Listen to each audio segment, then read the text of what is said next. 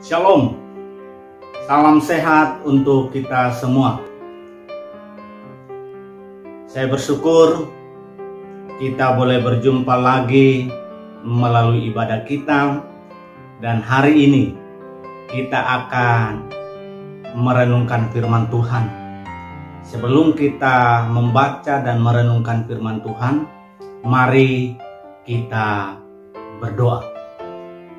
Tuhan Yesus, terima kasih untuk kesempatan yang Tuhan berikan bagi kami. Dan hari ini kami mau membaca, merenungkan firman Tuhan. Kerinduan kami, harapan kami, kebenaran firman Tuhan yang kami renungkan sungguh menyegarkan jiwa kami, menyegarkan rohani kami. Dan biarlah kami makin kuat di dalam Tuhan. Kami makin setia kepada Tuhan. Berkati kami dan kami telah siap untuk membaca dan merenungkan firman Tuhan. Amin. Saudara-saudara yang dikasihi oleh Tuhan, kita akan membaca firman Tuhan. Dan ada beberapa bagian firman Tuhan yang akan kita baca, yang akan kita renungkan bersama. Yang pertama, dari Kejadian pasal 13 ayat 3. Kejadian 13 ayat 3. Saya akan membacakannya. Ia berjalan dari tempat persinggahan ke tempat persinggahan, dari tanah Negeb sampai dekat Betel, di mana kemahnya mula-mula berdiri antara Betel dan Ai. Ini berbicara tentang Abraham. Yang kedua, kita membaca Kejadian 35 ayat 6 sampai 7. Kejadian 35 ayat 6 sampai dengan 7. Saya akan membacakannya untuk kita semua.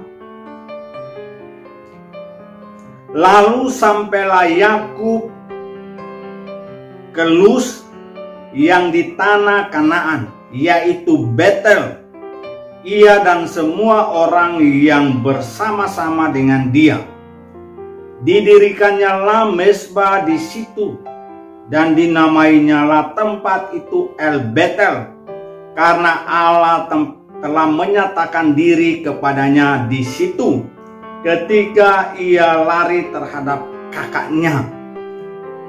Ini juga mengkisahkan tentang Yakub. Dia ke Betel. Yang ketiga, yaitu 1 Samuel pasal 7 ayat 16. Dari tahun ke tahun ia berkeliling ke Betel, Gilgal, dan Mizpah, dan memerintah atas orang Israel di segala tempat itu. Ini berbicara tentang Samuel. Dia pergi ke Betel. Saudara yang dikasihi oleh Tuhan, kita dalam bagian ini telah membaca dan menemukan satu tempat, satu istilah, yaitu Betel.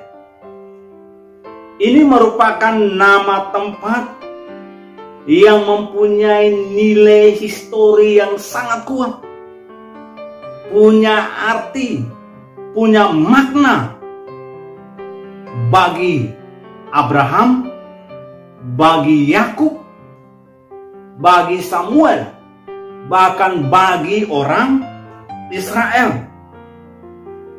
Tempat ini memberikan semangat. Tempat ini memberikan spirit, memberikan kekuatan, semangat yang baru ketika berada di Betel.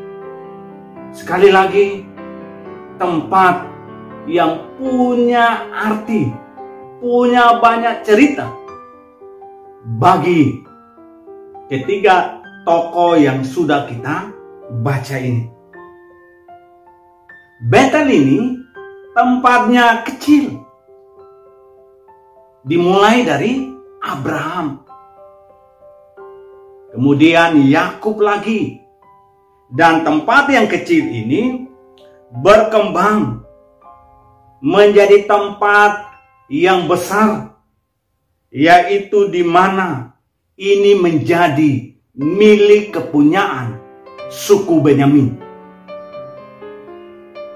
Betel adalah tempat di mana suku Benyamin tinggal. Saudara-saudara yang dikasihi oleh Tuhan, Abraham dia berada di Betel itu 2 kali. Ketika Tuhan memanggil dia keluar dari Ur Kasdim, dia menuju ke Kanaan dan sampai di Betel, dia mendirikan mezbah dan memanggil nama Tuhan. Dia menyapa Tuhan. Dia bersekutu dengan Tuhan. Dia membangun relasi, hubungan yang intim dengan Tuhan. Dia mengadakan persekutuan dengan Tuhan. Dalam Kejadian 13 ayat 3 yang kita baca tadi, ini merupakan perjalanan kedua dia berada di Betel. Ini perjalanan dari Mesir ke Betel. Mengapa dia berada di Mesir? Pada waktu itu tanah Kanaan sedang mengalami kelaparan. Akhirnya Abraham beserta keluarga mengungsi ke Mesir. Setelah masa kelaparan di Kanaan berakhir, Abraham beserta keluarga mereka kembali ke tanah Kanaan. Waktu kembali inilah Abraham dia berada di Betel dan memanggil nama Tuhan. Dia bersekutu kembali. Dia beribadah. Dia membangun hubungan, relasi yang intim, yang dekat dengan Tuhan. Dia kembali ke Betel. Dia mengadakan persekutuan, hubungan dengan Tuhan. Dan ketika kita membaca tentang Yakub berada di Betel, itu juga 2 kali Yakub berada di Betel. Yaitu yang pertama Kejadian 28 ayat 19, ketika dia lari dari hadapan abangnya, yaitu Esau yang ingin membunuh, menghabisi Yakub. Ibunya mendorong Yakub untuk lari menuju keluarga ibunya, Laban. Dan dalam pelarian itulah dia berada di Betel.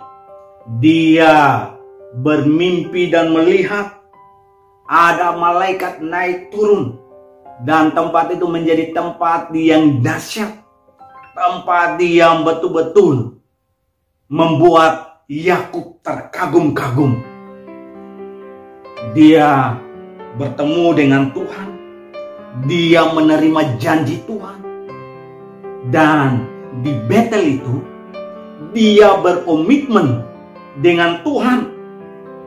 Kalau Tuhan melepaskan dia dari kejaran abangnya dan dia kembali ke rumah bapaknya, dia akan memberikan persepuluhan, persembahan kepada Tuhan. Itu janji Tuhan. janji Yakub kepada Tuhan. Dan dalam teks yang kita baca, Tuhan berbicara kepada Yakub untuk kembali ke Betel, karena dia mau bertemu dengan abangnya. Dia mau berdamai dengan abangnya, tapi dia masih takut, dia masih ragu bahwa emosi abangnya pasti masih meluap-luap, ingin menghabisi, ingin membunuh Yakub. Tapi sekali lagi Tuhan katakan, pergi ke Betel. Di Betel inilah yang tadi kita baca, agar Yakub dia mengingat lagi di tempat ini dia menerima janji Tuhan. Berkat Tuhan, garis keturunannya akan diberkati Tuhan, akan bertambah banyak. Dan dia mengingat lagi komitmen janjinya kalau Tuhan melepaskan dia dari abangnya. Dia kembali ke rumah ayahnya, dan Tuhan sedang mempersiapkan Yakub untuk bertemu dengan Esau. Jadi, saudara-saudara, ini mau mengingatkan Yakub tentang Tuhan yang setia dengan janjinya.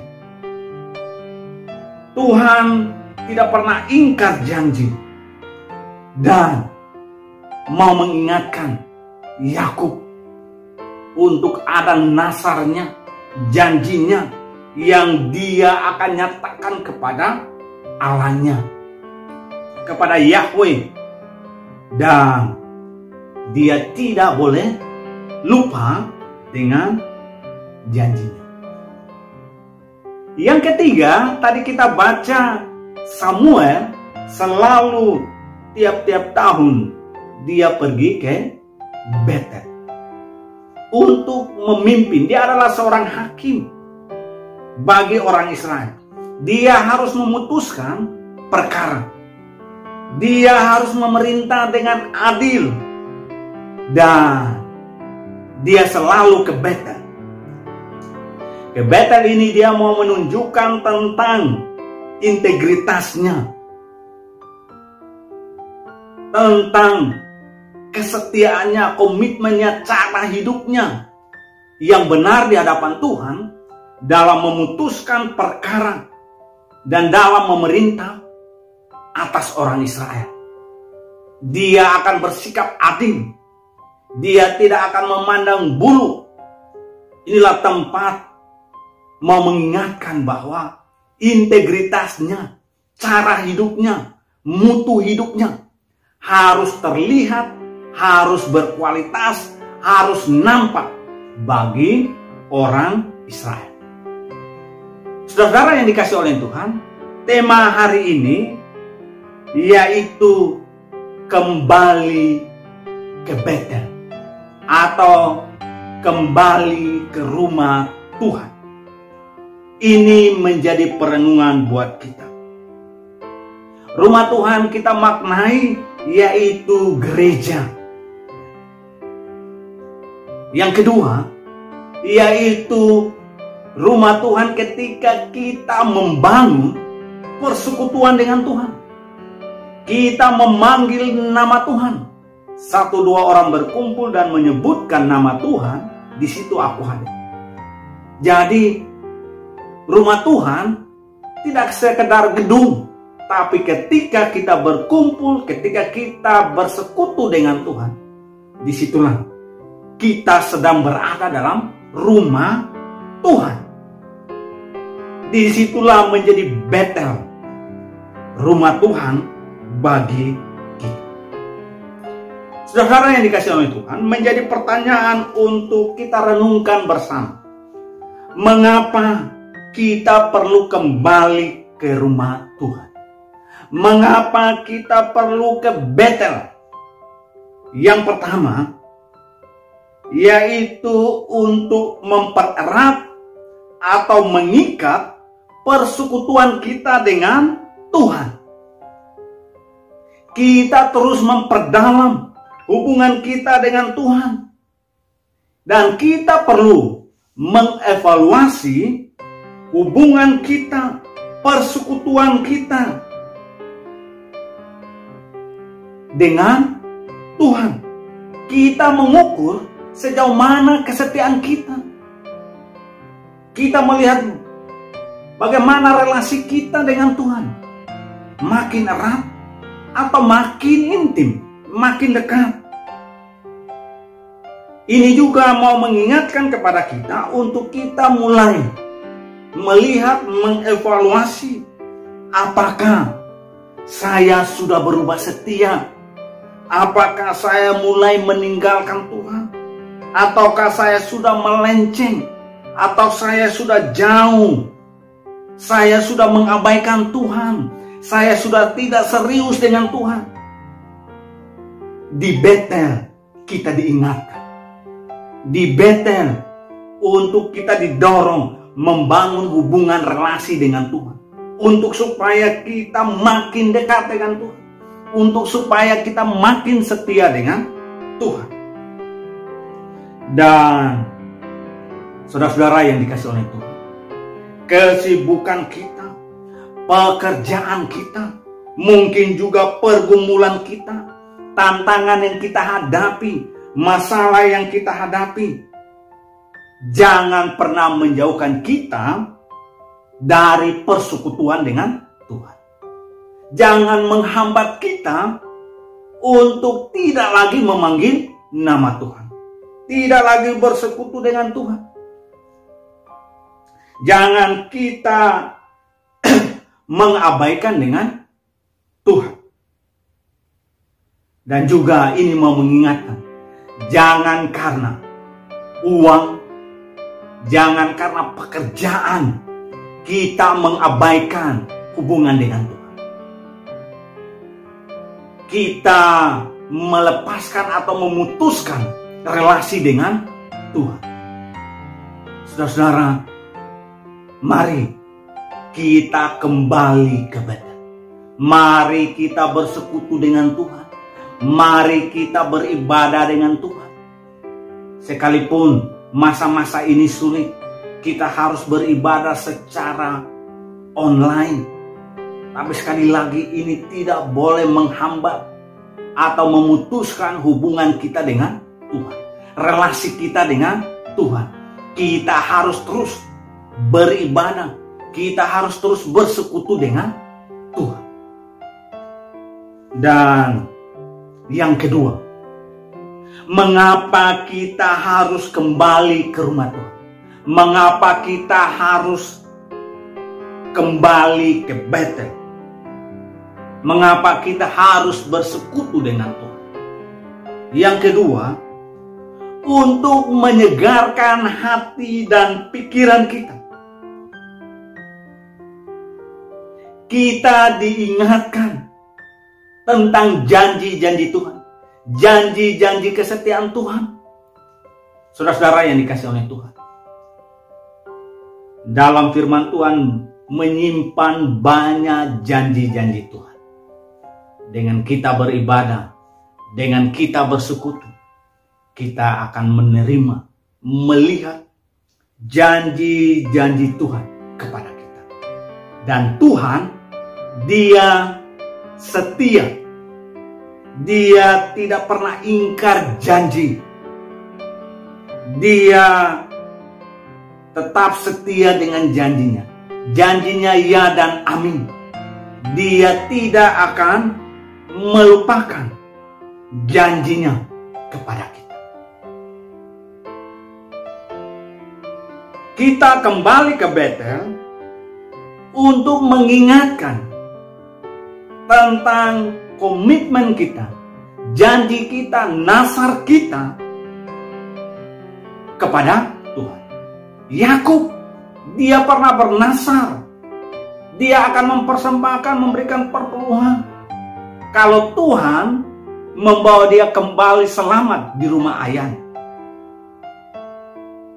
Dan ke Betel, Tuhan bawa Yakub ke sana untuk mengingatkan komitmennya, janjinya. Saudara, ketika kita membangun persekutuan dengan Tuhan, ketika kita bersekutu, beribadah, kita berada di rumah Tuhan, kita diingatkan untuk ingat janji Tuhan. Kita pernah berjanji, kita pernah bernasar mau melayani Tuhan. Bahkan kita berkata, hidup ini adalah kesempatan. Hidup ini kesempatan untuk melayani Tuhan. Tapi ketika kita diberikan kesempatan melayani, kita banyak alasan. Waduh, saya ada lembur. Padahal sebelumnya kita bernasar, hidup ini adalah kesempatan. Kita bernyanyi, tapi diberikan kesempatan melayani. Ada banyak alasan, ada banyak argumentasi untuk kita menolak melayani Tuhan. Kita diingatkan, ada janji-janji nasar yang kita buat kepada Tuhan. Kita berjanji untuk mendukung pekerjaan Tuhan melalui tenaga, melalui talenta. Kita berjanji mendukung pekerjaan Tuhan, melayani Tuhan lewat doa-doa yang kita akan naikkan kepada Tuhan. Berdoa untuk saudara-saudara kita, berdoa untuk pelayanan di gereja kita. Bahkan kita berjanji, saya akan setia mendukung melalui dana, melalui uang, melalui finansial. Kadang kita sudah lupa, ada banyak kebutuhan, ada banyak keinginan. Akhirnya janji kita mendukung pekerjaan Tuhan melalui dana, kita abaikan. Kita perlu kembali ke rumah Tuhan. Kita perlu bersekutu dengan Tuhan, supaya kita ingat lagi, apakah saya masih setia dengan janji-janji nasar saya, atau saya sudah mulai melupakan, mengabaikan janji-janji saya kepada Tuhan. Kita berjanji, saya akan setia beribadah, setia membaca firman Tuhan, setia untuk tetap setia kepada Tuhan. Tidak akan pernah melupakan Tuhan. Saudara-saudara, ada janji yang pernah kita buat. Apakah itu masih membara di hati dan pikiran kita? Ataukah itu sudah kita lupakan? Kita perlu kembali ke rumah Tuhan untuk kita disegarkan lagi tentang janji, komitmen, nasar kita kepada Tuhan. Kalau kita sudah mulai melenceng, kita sudah mulai melupakan, mari kita kembali untuk melayani Tuhan. Yang ketiga, mengapa kita harus kembali ke rumah Tuhan? Mengapa kita harus kembali ke Betel? Mengapa kita harus kembali membangun hubungan ibadah dengan Tuhan? Untuk supaya menjaga integritas, menjaga nilai hidup kita, menjaga mutu hidup kita sebagai orang percaya. Apakah saya sudah kehilangan identitas dengan karena kesibukan, karena pekerjaan, karena berada di tempat yang sulit, saya menjadi minoritas? Apakah integritas saya, kesetiaan saya kepada Tuhan itu terlihat, itu nampak, atau sudah mulai kabur, bahkan sudah mulai hilang? Kita perlu kembali ke Betel untuk lagi integritas kita bangun kembali.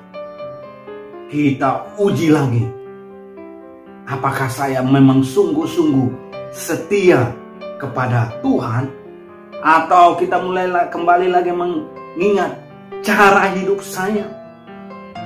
Saya masih memperlihatkan identitas saya sebagai anak Tuhan, atau sudah tidak lagi mengingatkan saya untuk apakah kehidupan rohani saya ini itu terlihat bukan saja di hari Minggu, di hari-hari lain, di tempat pekerjaan, di tempat tinggal saya. Apakah integritas saya, kehidupan rohani saya itu masih kelihatan, masih jelas, atau sudah mulai kabur? Jangan hanya kita nampak orang baik, orang lembut di hari Minggu. Di luar dari itu, kita tidak menjadi orang yang punya integritas. Kita tidak lagi sopan, kita tidak lagi lembut. Kehidupan kita berbeda, yaitu ketika hari ini. Saudara-saudara, kita kembali ke Betel, supaya cara hidup kita, kehidupan rohani kita, integritas kita sebagai anak Tuhan itu tidak boleh luntur dalam kehidupan kita. Dan ini juga mau mengingatkan bahwa hidup kita adalah gambaran bahwa kita berada di rumah Tuhan. Ketika kita berbicara, marilah kita bicara dengan lembut. Ketika kita marah, marilah kita marah dengan dikontrol, sehingga kemarahan kita tidak menjadi kemarahan yang akhirnya menghilangkan identitas anak Tuhan. Kita mulai maki-maki, kita cakap kotor, bicara kotor. Saudara-saudara, ini juga mau mengingatkan kepada kita sebagai seorang pekerja, marilah kita bekerja dengan sungguh-sungguh, dengan serius, berikan yang terbaik kepada perusahaan tempat di mana kita bekerja. Kita mengabdi karena kita sedang mengabdi kepada Tuhan, karena kita sedang memperlihatkan kita berada di rumah Tuhan. Kita sedang berada di rumah Tuhan, sekalipun kita sedang bekerja di perusahaan, yaitu kita bekerja dengan serius. Kita tidak mencuri waktu kerja kita. Kita bekerja dengan tanggung jawab. Dan ketika kita beraktivitas, atau mungkin ketika kita mengambil cuti, berada dengan teman-teman kita, ketika kita mungkin lagi jalan-jalan, atau apapun kegiatan kita di luar dari gereja, di luar dari tempat beribadah, kita harus sadar bahwa rumah Tuhan itu melekat dengan kehidupan kita, sehingga kita tidak membuat orang tersandung, tidak membuat orang menjadi menangis, menjadi frustrasi. Kita tidak boleh menjadi batu sandungan. Kita harus menjadi berkat. Orang senang dengan kehadiran kita. Orang bangga, orang puas ketika bersama-sama dengan kita. Ada sesuatu nilai hidup, integritas kita yang kita nyatakan, yang kita bagikan kepada orang lain. Sekali lagi, ketika kita melakukan sesuatu dalam tugas pekerjaan, ketika kita berbicara, ketika kita berada di mana saja, kita menunjukkan bahwa inilah gambaran saya sedang beribadah kepada Tuhan. Biarlah kebenaran firman Tuhan hari ini boleh menolong kita, mengingatkan kita.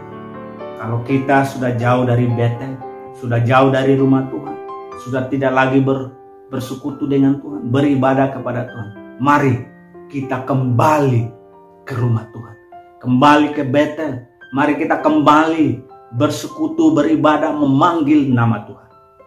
Dan ketika kita berada di Betel, kita ingat lagi tentang kebaikan Tuhan, janji Tuhan, kesetiaan Tuhan kepada kita, dan sekaligus komitmen, janji nasar kita. Apakah saya sudah menempati atau saya mulai ingkar janji dan melupakannya? Dan mari kita kembali ke Betel, ke rumah Tuhan, bersekutu dengan Tuhan, supaya nilai hidup kita, mutu hidup kita, integritas kita itu tetap terjaga, tetap terlihat, tetap dirasakan oleh orang lain. Mari kita berdoa. Tuhan Yesus, terima kasih untuk firman Tuhan hari ini.